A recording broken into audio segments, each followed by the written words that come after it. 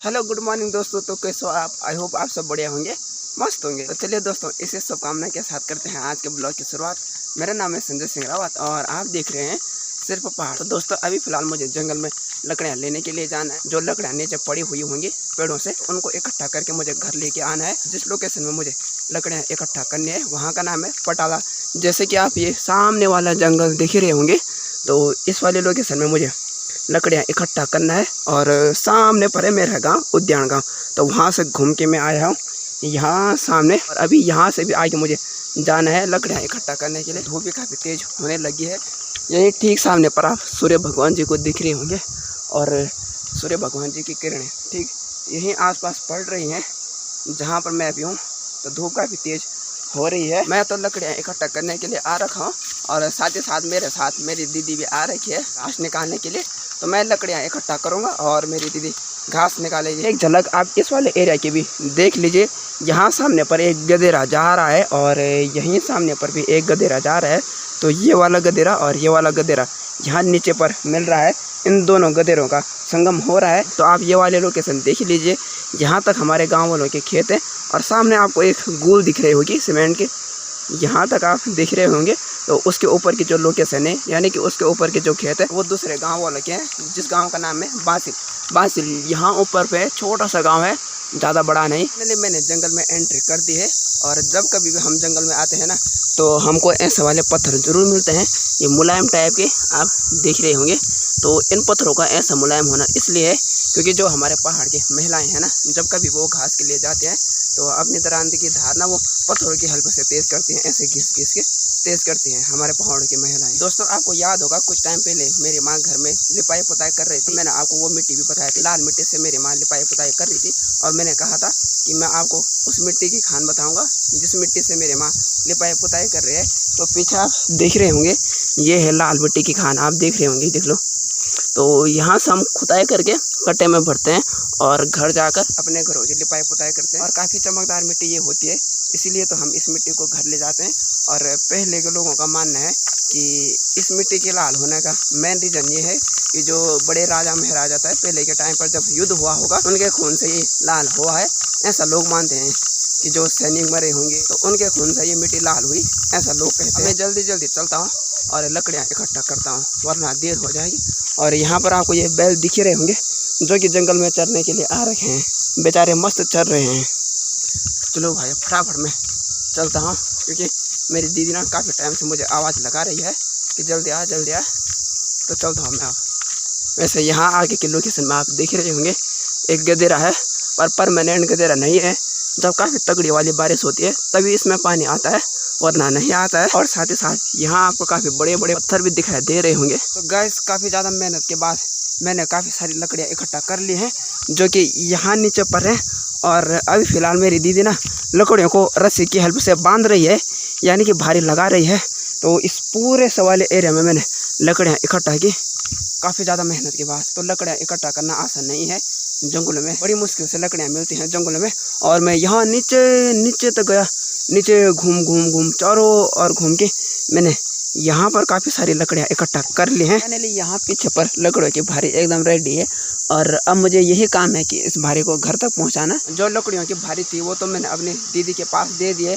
आपको सामने दिखाई दे रही होगी मेरी दीदी लकड़ियाँ ले जा रही है, और मैं अपनी दीदी के पास का घास ले जा रहा हूँ इस फिल्टर के अंदर। इसको हमारे यहाँ फिल्टर कहते हैं। इसका यूज़ घास लाने के लिए किया जाता है, और भी कई काम के लिए किया जाता है। तो अभी मेरे पास घास का सोल्टा भरा हुआ है, और मेरी दीदी के पास लकड़ियों के भारी। एक छोटा सा ब्रेक मैंने यहाँ पीछे पर ले लिया है, क्योंकि प्यास काफ़ी लग गई है। जब से मैं आया हूँ ना जंगल, तब से मैंने एक भी बूंद पानी की नहीं पी है। तो मैं यहाँ पर पानी पीता हूँ इस वाले एरिया में। यहाँ आप देख रहे होंगे, यहाँ पर एक गधेरा जा रहा है, यहाँ पर मैं पानी पीता हूँ। वैसे यहाँ का पानी साफ़ है। थोड़ा आगे तक चलता हूँ तो मुझे पानी साफ़ मिल जाएगा। ऐसी कोई दिक्कत नहीं है कि गधेरा है और पानी गंदा होगा। तो पानी गंदा नहीं है, जैसे मैं यहाँ पर भी पानी पी सकता हूँ। आप यहाँ पर छोटा सा तालाब देख रहे होंगे बना हुआ, तो यहाँ पर भी मैं पानी पी सकता हूँ। फाइनली गधेरे का ठंडा पानी पीकर मैंने अपनी प्यास बुझा दी है। सच में प्यास काफ़ी लगी थी, और पीछे गधेरे का पानी पीने से प्यास बुझ गई है। और अब मैं चलता हूँ अपने स्वेटर को लेकर घर सीधे। ये मैंने स्वेटर लगा दिया है, देख लो। ये मैंने स्वेटर की रस्सियाँ अपने हाथों में लगा दी हैं और अब मैं इसको उठा के घर चलता हूँ। अभी आप मुझे खेत में देख रहे होंगे, आपके मन में ये सवाल भी जरूर उठ रहा होगा कि आखिर तो खेत में किस काम के लिए आ रखा है। तो दोस्तों अभी फ़िलहाल मैं यहाँ पर आपको ये घास दिख रहा होगा, तो इसको पेड़ पर लगाने के लिए आ रखा हूँ। ये देख लो, एक गडर ये है और एक ये है, तो दोनों को बांध दिया है। तो एक प्रकार से पुली बन गई है, देख सकते हैं आप। तो दो पुलियों को बांधकर एक झुंडा बनाया हुआ है, इसको हमारे यहाँ झुंडा कहते हैं। तो इसको ना मुझे पेड़ पर लगाना है, इनमें से किसी भी पेड़ पर। ये एक प्रकार की फसल है जिसको झंगोरा कहते हैं, ये देख रहे होंगे आप। झंगोरा है ना, उसके नीचे का बचा हुआ कबाड़ जिसको पराली भी कहते हैं, तो उसी को लगाने के लिए मैं यहाँ आ रखा हूँ। और जिस लोकेशन में मैं आ रखा हूँ वहाँ का नाम है खाली पैथर। तो खाली पैथर वाली लोकेशन में मैं फ़िलहाल आ रखा हूँ। साथ ही साथ मैं आपको यहाँ की लोकेशन को भी एक्सप्लोर कराता हूँ। जब मैं यहाँ आ गया तो देख रहे होंगे आप, यहाँ वाली लोकेशन देख लो, इस वाली लोकेशन को देख लो। और यहाँ सामने पर एक अखरोट का पेड़ भी है। अखरोट के पेड़ से जुड़ी हुई बचपन की यादें में मैं आपको बता देता हूँ कि बचपन में हम दिन रात लगे रहते थे अखरोट निकालने पर। यहाँ आए रहते थे दिन में, शाम के टाइम, सुबह के टाइम यहीं आए रहते थे।